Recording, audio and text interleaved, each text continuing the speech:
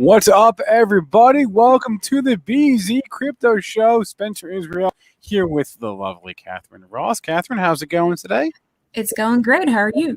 Doing fantastic. So here's the plan for the day. We're going to talk coins on the move, of course, obviously, as we always do, right? We're going to do that. Going to get through a couple headlines. We got a great guest today. We are super hyped for Matt Hougan, the CIO of Bitwise Asset Management. He'll join us in about 15 minutes or so, give or take. And we're going to talk all about the Bitcoin ETFs and institutional adoption of Bitcoin with Matt. Super hyped for that. After that, we will be joined by our very own John G., who will give us an update on the Zing Token. What's happening with the Zing Token? I have no idea. John G. is going to tell us. So a lot to get to on today's show. Catherine, are you ready to talk coins on the move? Absolutely. Yeah, let's do that.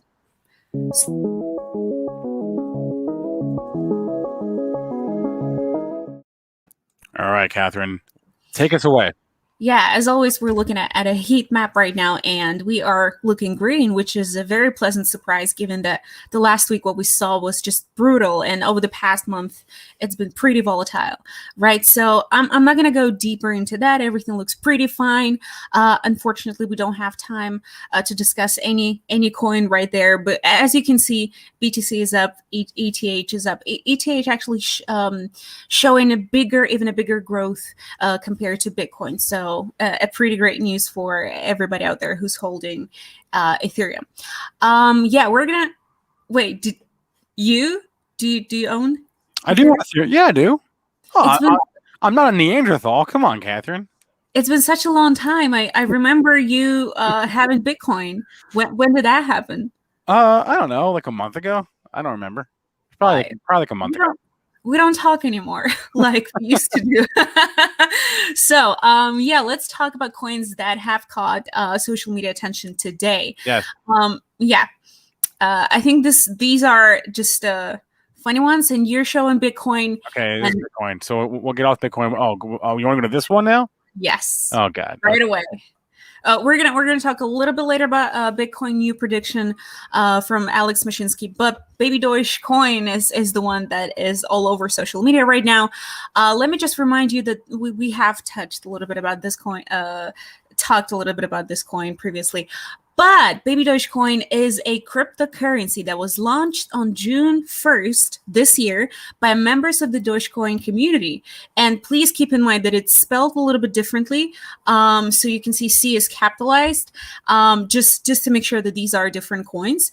And according to its white paper, which it called a woof paper, woof paper. Spencer, Catherine, you're killing me here. I'm sorry.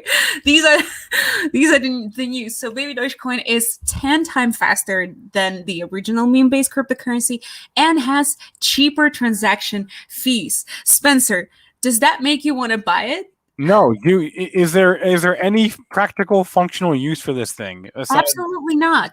Okay. Thanks for asking. Doge does not have one. Why would Baby Doge has? I don't know. I don't know. Yeah, but if it gets Elon Musk attention, then good. If it's not, also good. And then another one, and speaking of the one and only, it's, as you can see, guys, it's actually up by 30. Am I correct? Up by 30. Yeah, over 30% over the past 24 hours. And even Spencer is surprised by the number of it. Yeah. But this might look something that you might want to jump in very early, right? Because what we saw with Dogecoin pretty much the same. But I would highly recommend to do your own research before making any trading decisions, especially a cryptocurrency one, because this is very risky and you might lose all of your capital. These are the disclaimers that we have to put out there. Yes, let's talk about Astro Elon. This is the second cryptocurrency that is all over social media, especially Twitter, and it's gaining a lot more attention. They're very happy to have 60K followers on Twitter. But yeah, talking about the growth, let me just quickly double check. Oh, so I was talking about just a correction. Baby Dogecoin is up over 10%, and I was talking about Astra Elon up by over 30%. So, what's this coin all about, Spencer? You ask. I'm very curious. Please tell me all about Astro Elon. Dying to know. It's a safe auto reward, auto deflationary ERT20 protocol built in response to the recent surge in scams and rugs. A message from the founders that I have found: we're here to put an end to rug pulls, scams, and abandonment. Chads like you deserve a safe, continuous trip to Mars. Yeah, so I want to get, like, when we have Matt on in 10 minutes, I want to get Matt's thoughts, because, like, I'm sure, like, you know, Matt's in the space, and, like, these types of things, like, make a mockery of, like, DeFi and crypto, and I'm very curious to, like, hear Matt's thoughts on this. Well, to be fair, Astra Elon seems to have some sort of use case, some sort of a message, philosophy out there. But yeah, it's just the coins that are all over the place. But talking about Bitcoin and Elon Musk, founder CEO of Celsius Network, Alex Mashinsky, the guy who has been in the space for a very long time, since its very inception, says that Elon Musk is just a tourist in the space. Yeah, I'm gonna get to that prediction just in a second. That Elon Musk is just a crypto tourist in the space, and he has this very on and off relationship. Like, today he likes it, tomorrow he doesn't, and it doesn't look like very serious. And I'm afraid he might be right. This is something that I have been personally talking about, but no one likes me when I say that. But his own prediction about Bitcoin for this year is 160K. I think that everybody would agree that it's pretty high given what we're looking at today, right? For me, predictions like that do not look very promising, but he actually did say that it might be just a little bit lower, given the fact that we are in this almost over bearish market. I love Bitcoin predictions, because you can pull them out of anywhere, right? Like 160K, is it possible? Yeah, it's possible. We're at 36 right now. Okay, Spencer, what are your predictions? I don't have a prediction, because predictions are based on nothing. That's why, like, I hate, like, you know, I'm long. I own Bitcoin, right? But these predictions are based off nothing, so they're worth, I think, very little in reality. And to be fair, you said that you're hodling Bitcoin just. Yeah. You shouldn't listen in the long run. You shouldn't listen to me, because I have no intention of ever selling my Bitcoin. It's, at the very least, it's a diversifier, right? So, like, I don't have any intention of selling. It's not a big part of my net worth. It's a very small amount. I'll probably add more over the years, but for the moment, I'm not. And that's how I'm approaching it. So, like, don't come to me for, like, price targets or trade ideas or buy or sell Bitcoin, because I'm always going to say I'm not selling. So, true. For anybody who's wondering out there, which probably means nobody, but my portfolio does not have overhyped cryptocurrencies as well. Wait. Manny's asking a question about Astro Elon. Where can you get it? Do we know? Where can we get what? Astro Elon? Yeah. Well, let me just answer to you right now. Okay, so you can do it on Binance, apparently. Okay. What? Seriously, Binance is just losing its reputation as we speak. What do they do to you now? They were banned in Japan. They were banned in Japan, and they were banned in the UK. And the users of UK cannot access their funds, which is not cool. But yeah, it just only says Bitcoin. I'm not sure if it's correct at the moment, but it only says Binance right now. Sorry, not Bitcoin. Okay, Astro Elon on Binance. All right. So Alex Mashinsky, we got through that. We had a couple more headlines, and then I want to get to Matt. So absolutely. What's next? The guy who's apparently does not have a great reputation, according to Spencer, the author of Rich Dad and Poor Dad, Robert Kiyosaki, has apparently been also predicting Bitcoin price and the future of the global economics that we are at right now. So yeah, he cautioned his followers to prepare for the biggest crash in the world's history. And I think this is, like, pretty obvious after what we've been through, the entire global economy, the entire world. After what we've been through, you can expect stuff like inflation and global economy like first dip and then rise. So it's like pretty obvious. But the thing that was curious to me specifically, that he said everybody should buy Bitcoin, gold, and silver. And the reason I'm bringing this up to you guys is that he apparently was right twice already. Can we just show a little bit of a tweet?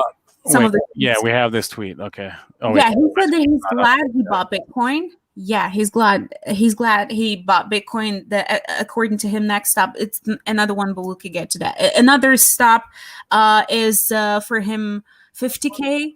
And he would buy more below 20K. But the tweet that we are looking at right now dates back to June. Oh, so this is a recent one. Yeah, so this is what he says we are heading, and it doesn't look good, so everybody should buy Bitcoin, gold, and silver. And so just the thought that I'm trying to make, I think it was a couple of months ago, in December, he said that when Bitcoin was trading at 90K, he said that he glad that asset was trading so low, and he predicted that this coin, Bitcoin, will see 50K, and he was right. But also the last thing that I'm going to say, according to Robert, we're also going to see dip as low as 28K very soon, and this is exactly the price that he will be happy to acquire Bitcoin. All right, so Robert's betting on the world blowing up, and you should buy Bitcoin to prepare for that. The thing about these predictions, right, is like you can predict the doomsday forever and be wrong for like 80 years, and then finally be right for the wrong reason. Like there have been people that are crying about stock market all the way up for the last decade. I didn't hear anybody predicting a pandemic, right? Yeah, but Bill Gates happened. Well, Bill Gates. Okay, Bill Gates. All right, Bill Gates notwithstanding. I meant market prognosticators predicting the pandemic. If you were predicting if you foresaw a market crash last year, congratulations. It probably wasn't because of a pandemic. It was probably because of something. You were probably saying something else, right? But no, we ended up having a pandemic. But anyway, so my point is, these people can be wrong forever, and all they have to say is, "Oh, it didn't happen yet. It didn't come yet. Keep waiting." All right. I'll just keep buying. No, I'm there with you. Call it a day. And then, Catherine, the biggest headline in crypto land from yesterday was ARK Invest filing for a Bitcoin ETF. And to help us understand this and talk more about the space, let's bring on Matt Hougan. As I mentioned at the top of the show, he is today's guest. He is the CIO of Bitwise Asset Management. Matt, good afternoon. Thank you for joining the Benzinga Crypto Show. Thanks for having me, Spencer, and good to see you, Catherine. Really excited to be on. Thank you so much. And just Spencer, I have to correct you because I've received this email today. ARK Invest in partnership with 21 shares. I'm sorry. Is applying for Bitcoin ETF. Yes, because I think all publication received that email today. Okay. Yes. You got me there. Okay. Matt, let's just start with this. What was your reaction to that, seeing that filing come out yesterday?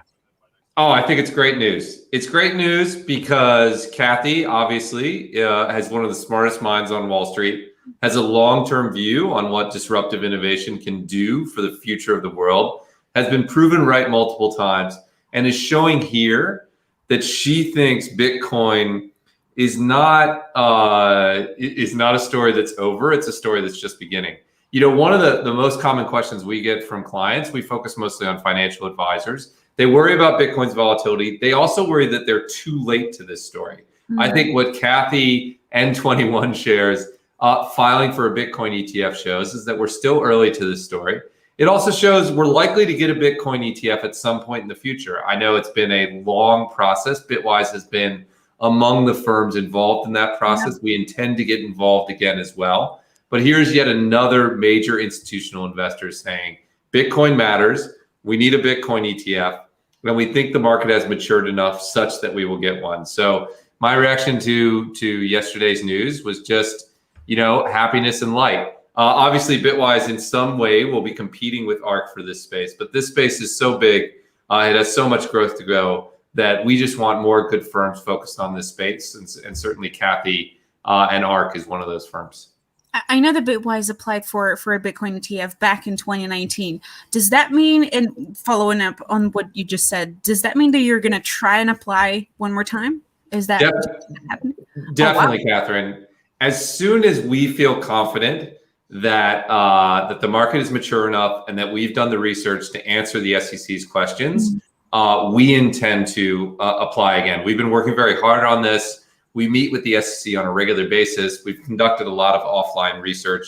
We haven't gotten to the point of filing yet, but you can believe that Bitwise is focused on this space. As you guys may know, I come from a deep ETF background. I was formerly the CEO of ETF.com, spent 15 years or so in the ETF industry. So the intersection of crypto and ETFs is like the intersection of my life.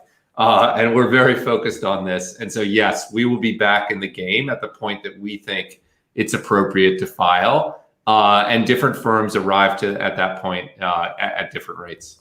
So you think it's going to happen like in the next couple of years or maybe even this year?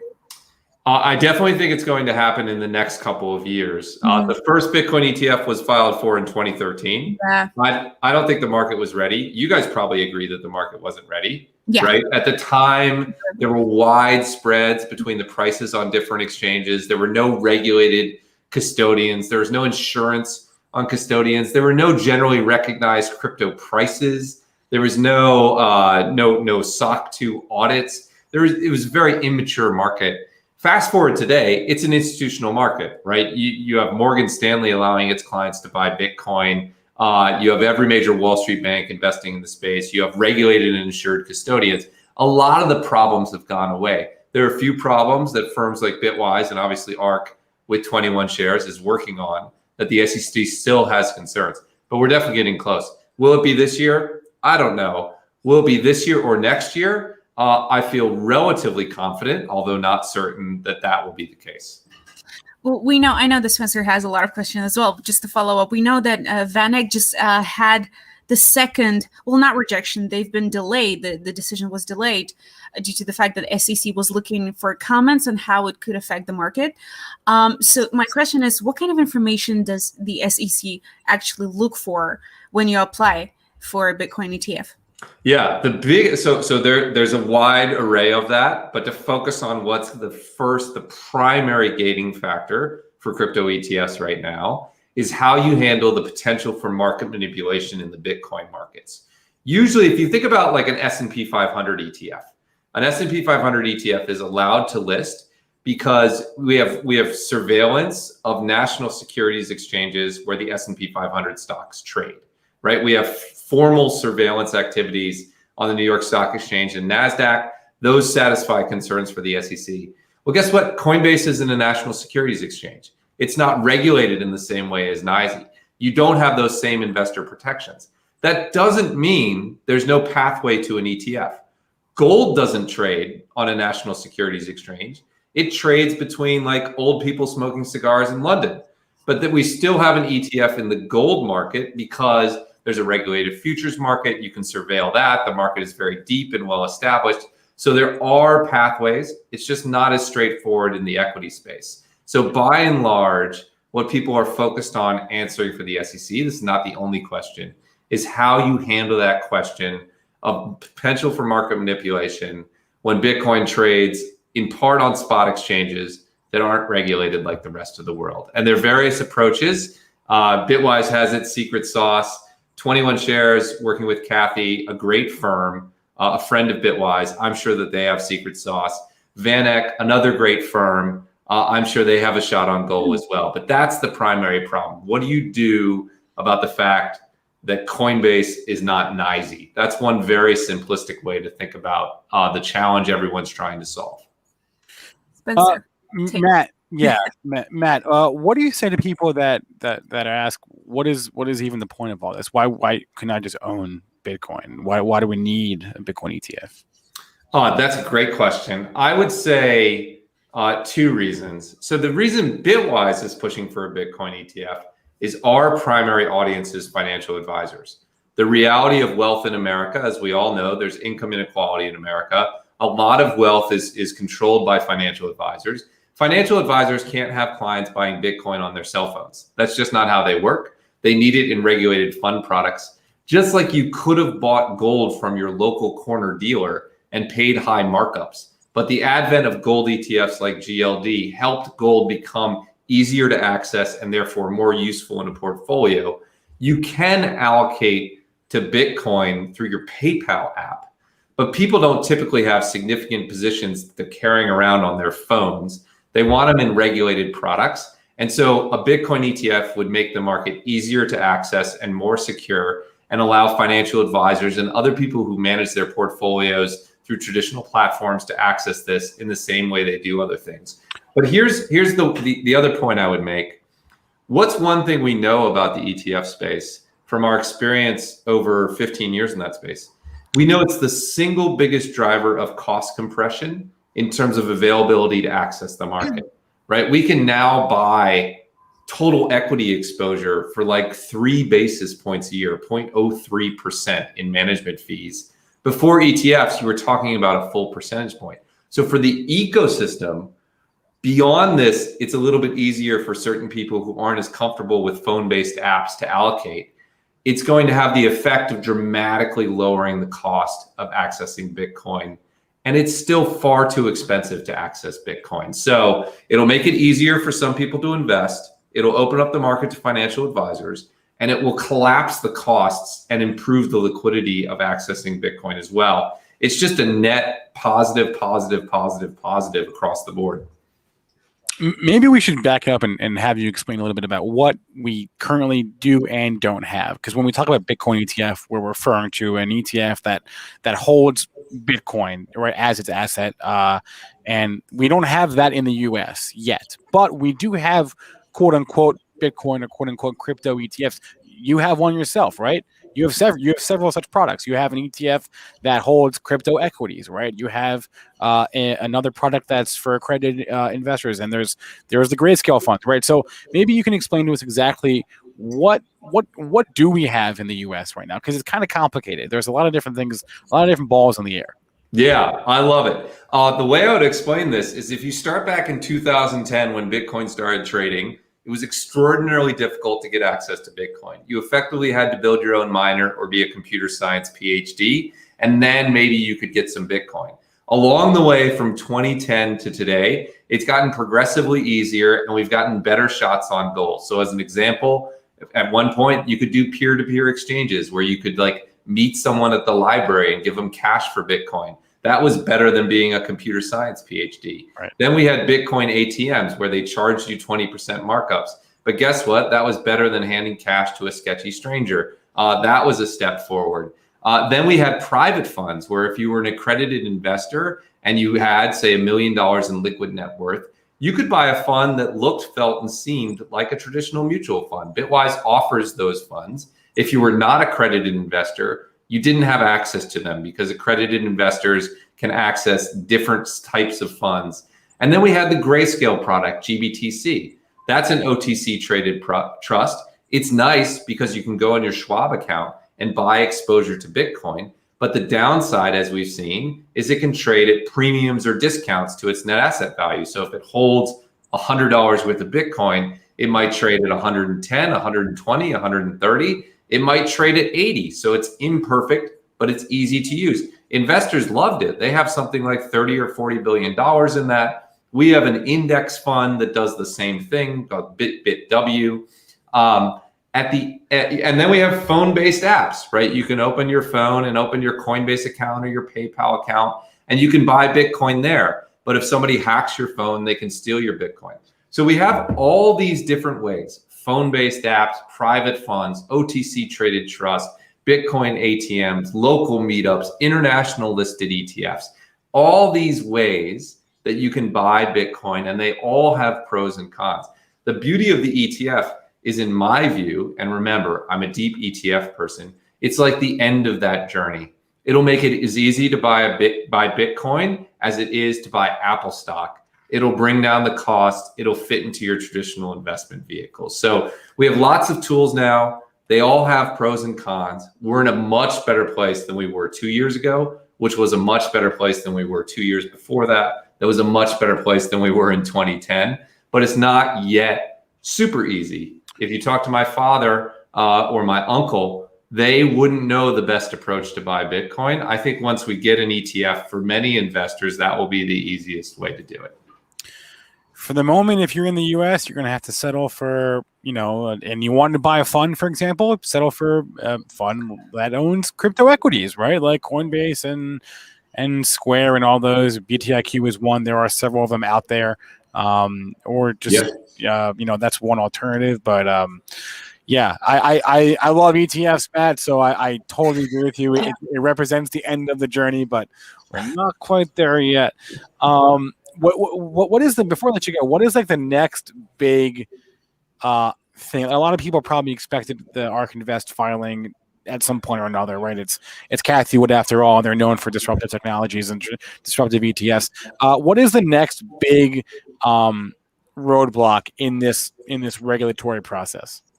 Yeah, well, yeah. First of all, thanks on BOTQ. Yeah, that's an ETF we launched, like the equivalent of a gold miner ETF for Bitcoin. The next, in terms of a Bitcoin ETF, we're just going to see a progression of these deadlines, many of which can get pushed back. I think by the time we get to November, the SEC will have to answer yes or no on a few filings, such as VanEck. I think it reaches the end of its series of extendable deadlines, I think in November or December. There's about a 240-day period that the SEC has to decide. I suspect you'll see more funds filed, including, as mentioned, if Bitwise gets comfortable, we will file it. So that will be a progression of decisions. I also think you're going to see a huge amount of general regulation around crypto.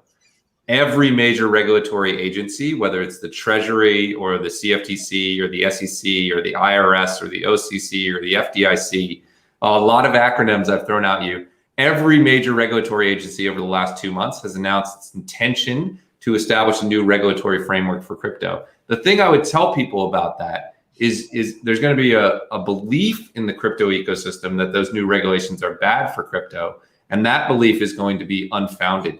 Generally speaking, right now, the more regulatory clarity we get in crypto, the better off the industry is. As an example, you guys were mentioning the UK announced that Binance couldn't do any activities in the UK this weekend. And what did crypto do? It went up. Why did it go up? Because institutions want well-regulated crypto, and the path to the next bull market is through institutional adoption. So I'd expect general significant regulatory headlines over the next 12 months. I would expect much of the media to misinterpret those as negative for crypto, when in fact they're paving the way for institutions to enter this market and crypto to go mainstream. And I suspect, again, sometime in the next 18 months, I'm at least hopeful that we'll make progress on a Bitcoin ETF, and we'll have to see. I had pulled up a list of all the filings that we had for crypto ETFs earlier, and Matt, I'm just curious, is it a case of first one to get to the finish line wins, or there's probably room for half dozen major players, right?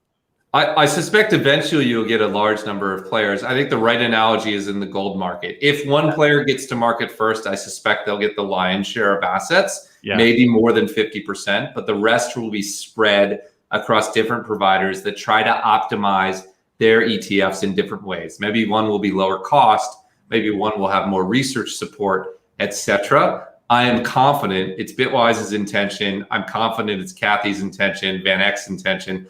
It's all of our intention to be first. I'm obviously hopeful it's us. Right. I think it should be us. But everyone will want to be first. The first mover in ETFs traditionally gets a strong majority of the assets. But this is a big market. There'll be assets to go around. Expect multiple Bitcoin ETFs. And then some point in the future, expect new ETFs on Ether. Expect new ETFs on other assets down the road as this market matures.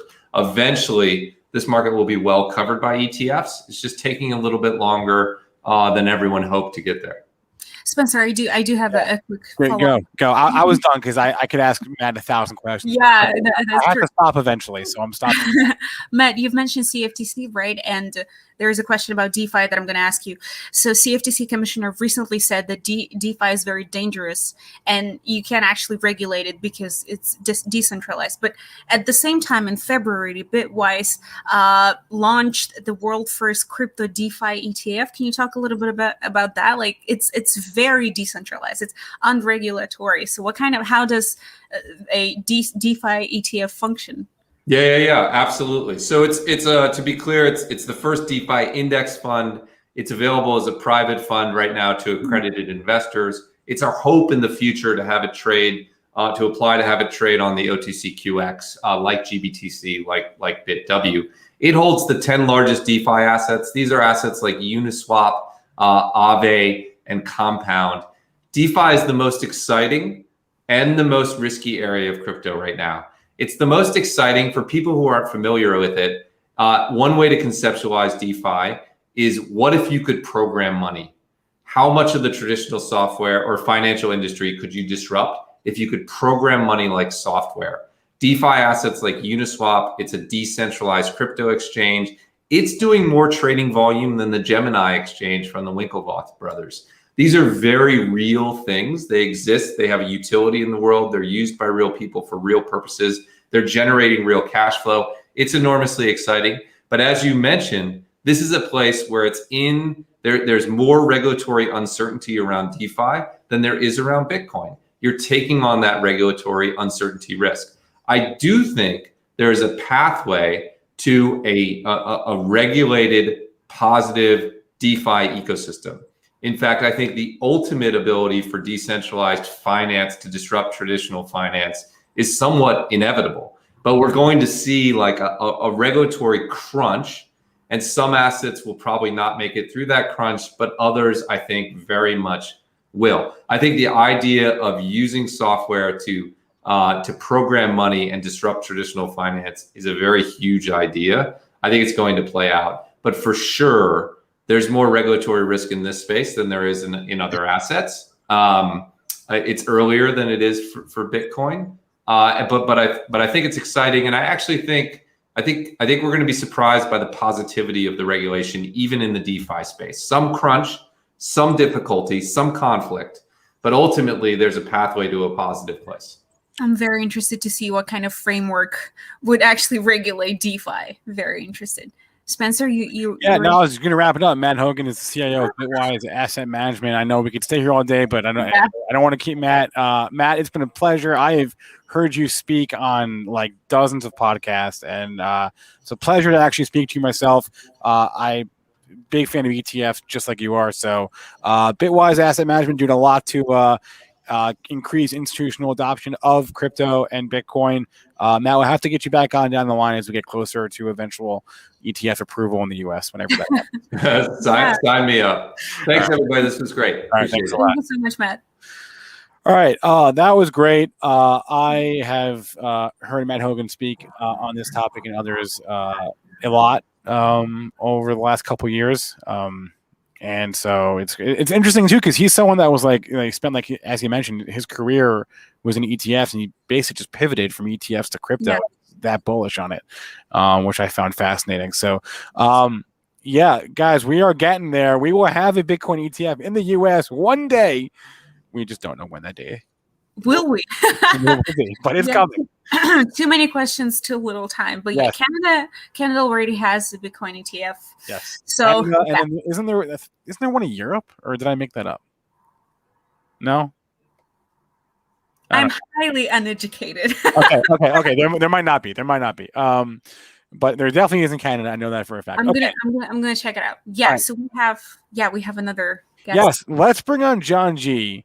Because John G was helping us launch the Zing Token, and we don't actually know what's going on with that. So John G, welcome to the show.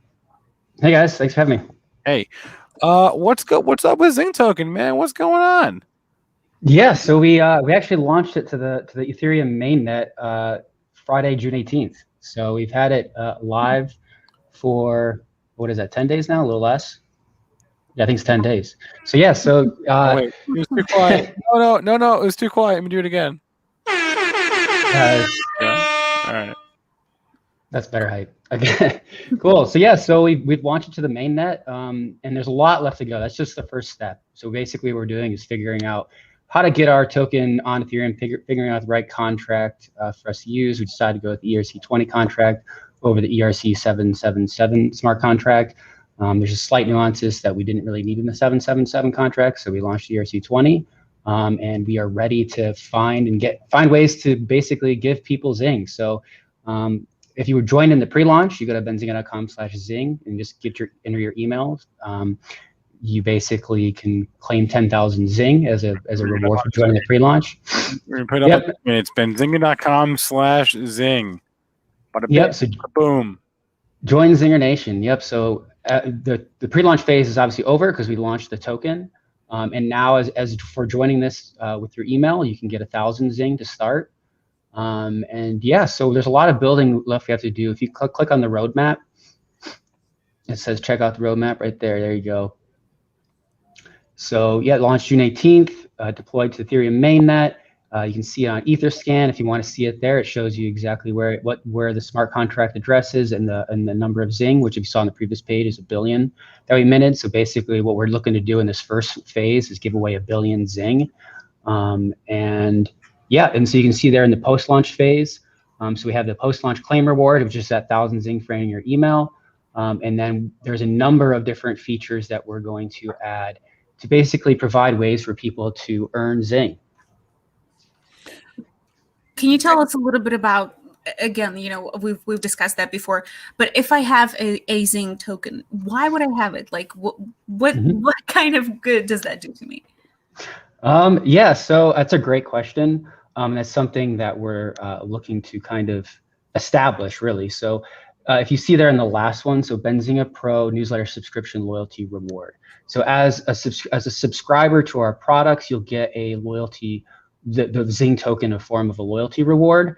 And with that, there's potential ways, and there's obviously all these other ways to earn it, but with that, it hints at various products that we have. So as you earn Zing, there's various ways to get discounts on our products. And so, we have our Benzinga Pro product, a retail trading product that actually does have crypto news and crypto pricing in there, crypto scanner.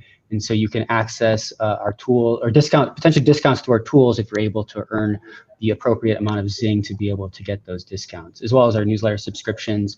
And so we've been, beyond just the Zing token, we've been building a bunch of different products. And we're looking at basically widgetizing a lot of our various products to provide, in a way, a la carte type access to various products. And when we're actively looking for developers looking to build out tools. So there's, we have this really great insider trades tool that one of our new developers built. I think it's benzinga.com/SEC/insider trades, I believe. And it's a really great tool to browse what's going on insider trades.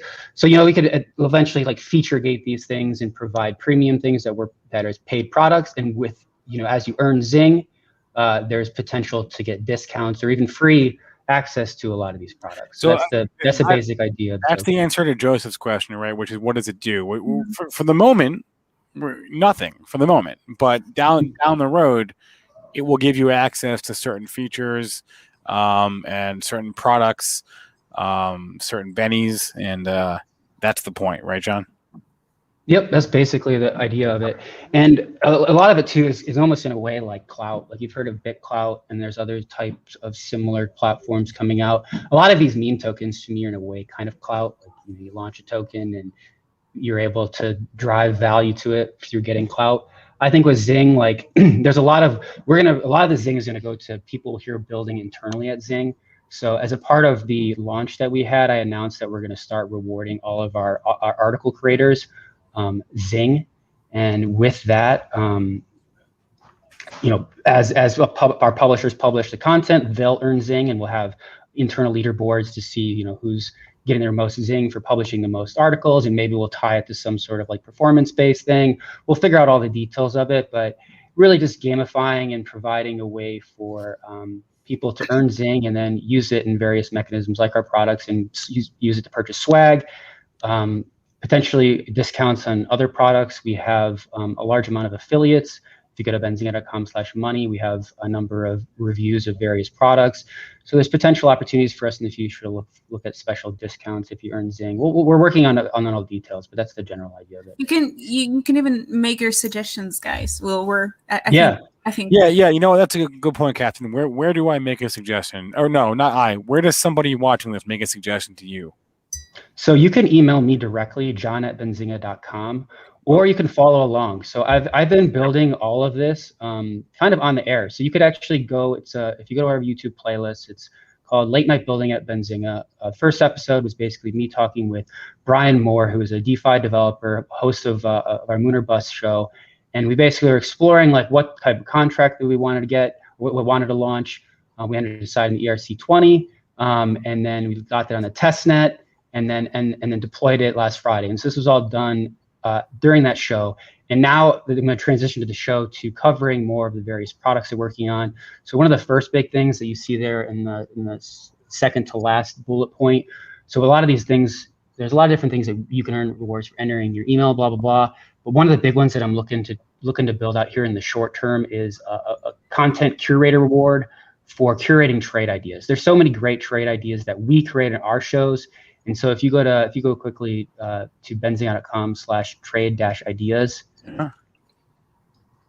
So we have a great guy, Sam, who's helping us curate a lot of this content. So throughout the day, we have guests on our shows, and we create this. We're curating this content, so we have a nice like browsing experience. You can see, CSLK. We had a Power Hour guest. Quick thing, Matt Schultz. You can get a quick brief description of it, and then click right to the video. You see that you can click right to the video where that actually starts. So we're building out. There's actually a Chrome extension that's a part of this, so you can follow along as we're iterating on that product. But we're working on basically building out a great browsing experience for all the trade ideas that we're creating.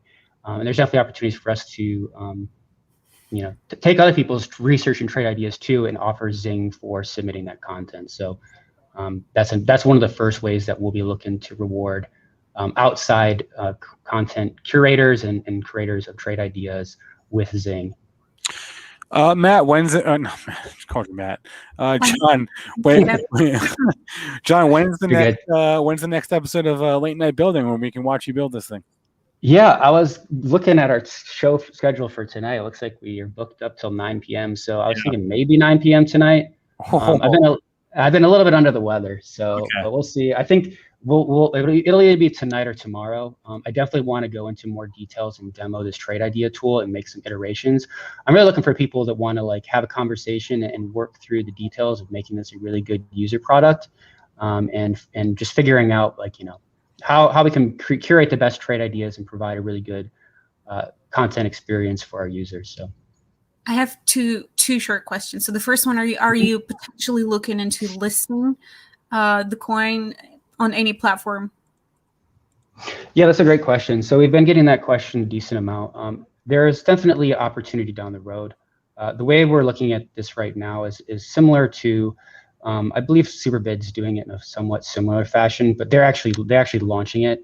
We're keeping our tokens centralized, so that 1 billion Zing is currently in my MetaMask wallet, and we're going to make a transition fairly as quickly as we can. So the idea is we're going to give away as much Zing as we can. We're going to develop out all these ways to earn Zing, use Zing internally through our centralized database, and then eventually we'll launch it to a DeFi platform. And with that, we have no control at that point whether or not you want to swap it on Uniswap or any of these other DeFi exchanges. So when we get to that point, people will be able to play with the token out in the world, and it'll be an interesting change from the current phase that we're in.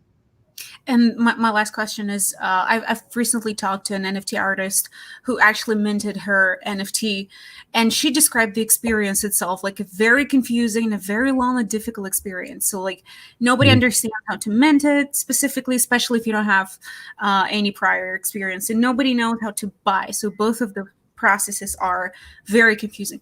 I know that you have a very strong technical background, but how would you describe your experience building a cryptocurrency? It honestly, it's small things. It wasn't that hard. Somebody somebody built this amazing product to basically do it yourself. You can search like make whatever the Google term is, like create an ERC20 smart contract. And this guy developed a website that, as long as you know how to use MetaMask, and you can Google how to use MetaMask, it's not too complicated to set up. It's basically it's a few steps, but it's honestly, if you go to YouTube and watch how to set up MetaMask, I believe we have some of the content on our site. So it takes 2 minutes to set it up, and then you have a wallet, and then you just have to understand the concepts of moving your Ethereum from your Coinbase account over to your MetaMask wallet. And then once you have that, and a lot of, like, we have, if you go to, I think it's Benzinga, let me search real quick. I think it's benzinga.com /money/DeFi 101. Let me put that in the chat for you. I'll just throw it in the chat. Oh, I think that's it. Is it /D? It's there. It is. It's /DeFi. Yeah, there it is. -101. Yep. So this is like a very intro to getting into DeFi. Yeah, I like those ads. So you scroll down, like there's some content here that Logan and Ryan put together that basically explains how you can get into DeFi. So first explains Bitcoin, Ethereum, and then it goes into like how to set up MetaMask. And then after that, it shows you how to use Uniswap. So once you get into Uniswap, that's kind of where you're doing the DeFi, where you're exchanging assets with peer-to-peer, essentially peer-to-peer exchanging of assets. And so once we launch Zing, people will be able to provide their own liquidity to one of these decentralized exchanges and be able to trade that asset with any other asset that has a pair on one of these platforms. And so it's definitely some hurdles to get over, but once you kind of get through it, and hopefully this DeFi 101 course is a good intro to being able to get to that level to do DeFi. Thank you. Cryptomaniac says he's telling Kathy. I guess that's a good thing. I don't know.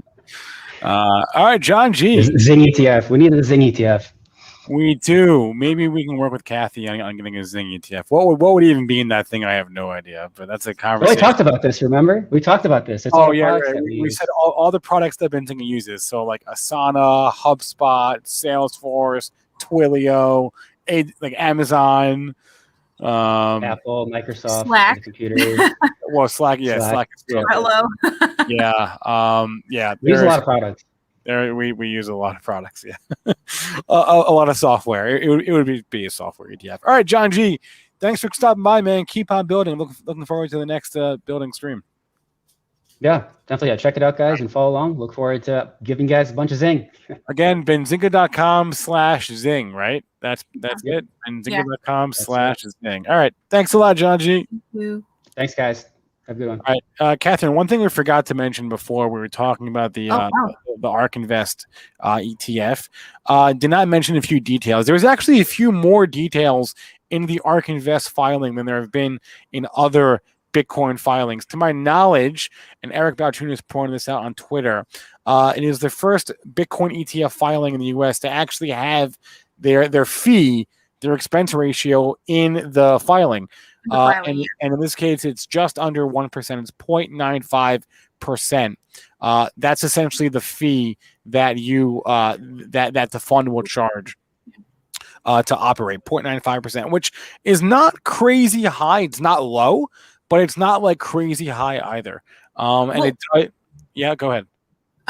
So the products that Bitwise has right now in Grayscale, they are not ETF, but they are certain products where you can acquire Bitcoin and add it to your portfolio. Right. Just as a comparison to your 0.1%, Grayscale charges 2.5%. Yep. And Bitwise charges 1.5%. So right, this is a very decent fee.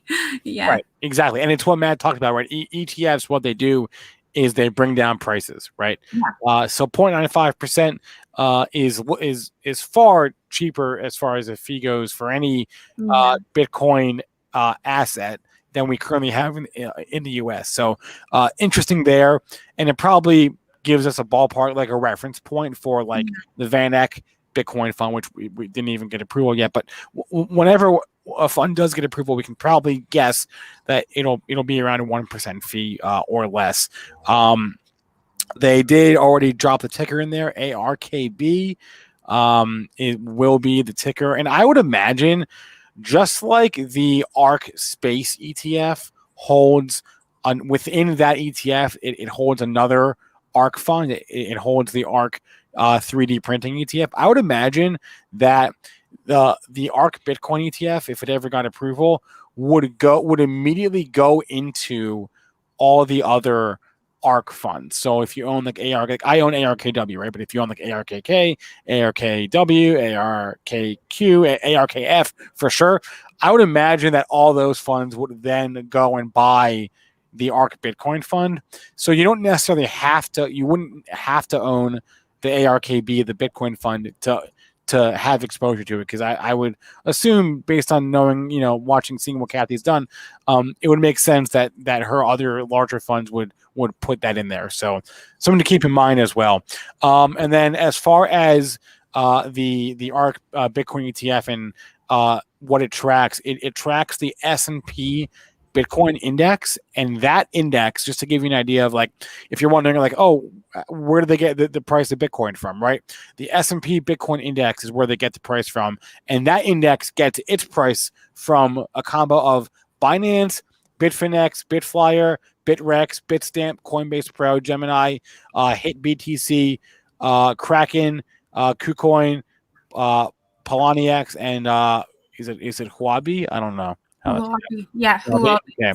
So all of those exchanges factor into the price of Bitcoin on the S&P Bitcoin index, which is what the ARK Bitcoin fund would track. So essentially, you're getting, a consolidated price of Bitcoin from a dozen of the major exchanges. Yeah, one interesting thing that I've noticed is that in the filing it says that the trust will custody its Bitcoin at a regulated third-party custodian, which is Coinbase. Meanwhile, ARK Invest has bought and has acquired a lot more Coinbase shares and added. Great question from Kareem. Would the ARK Bitcoin ETF have a hold period? I don't think so. I didn't see anything in the filing about it, and I don't think there would be, because that's not really how ETFs work. Remember, the Bitcoin Trust the Grayscale Trust is not technically an ETF, right? It's a trust. I don't know. That's a good question. I wouldn't think so. I assume, Kareem, you're referring to holding of the underlying assets, because obviously you can trade. You can day trade this stuff. There's no minimum holding period. But no, I wouldn't think so. I wouldn't think there'd be any minimum holding period. Yeah, just looking at the filing right now. Yeah. No, I don't think so. I mean, I didn't see anything in the filing that would say otherwise, and it's up on my screen here. Maybe they're raised. These things are so freaking dense, honestly.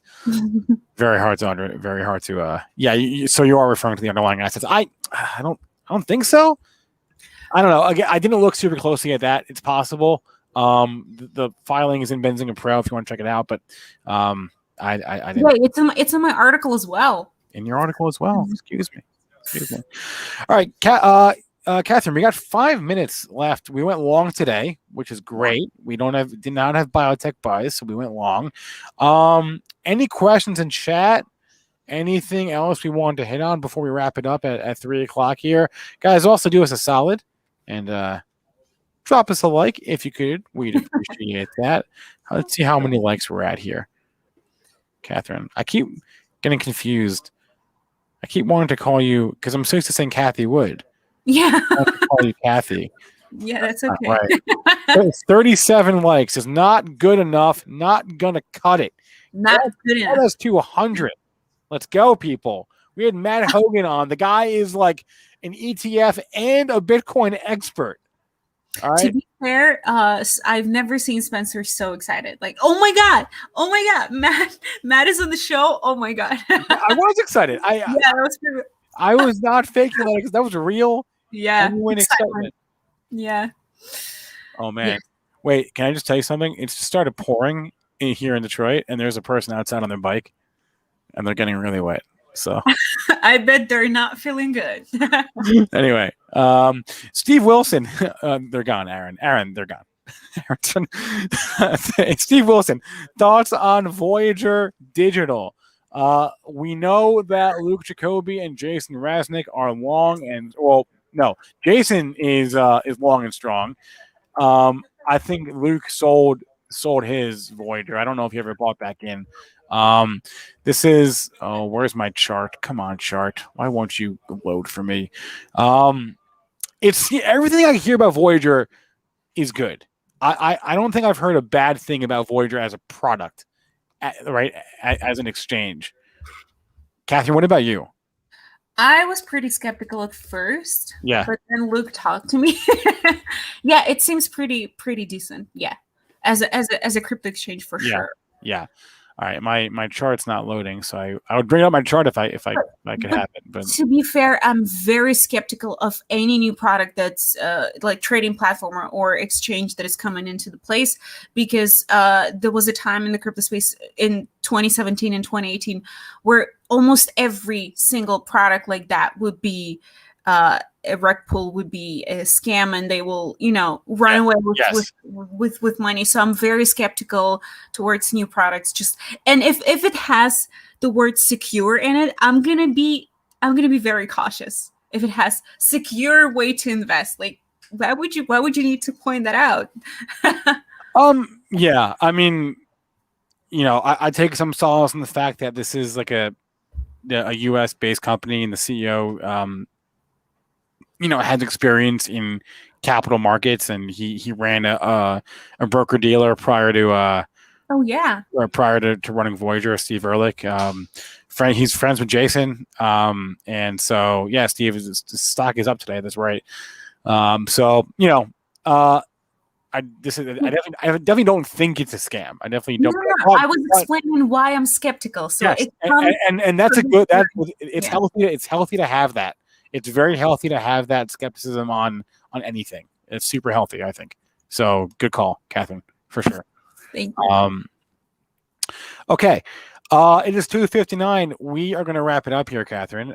We've got a rerun of First Trade airing right in a minute or so, and then I will be back here on the stream in a half hour with Joel Elconin to wrap up the day with the At the Close show.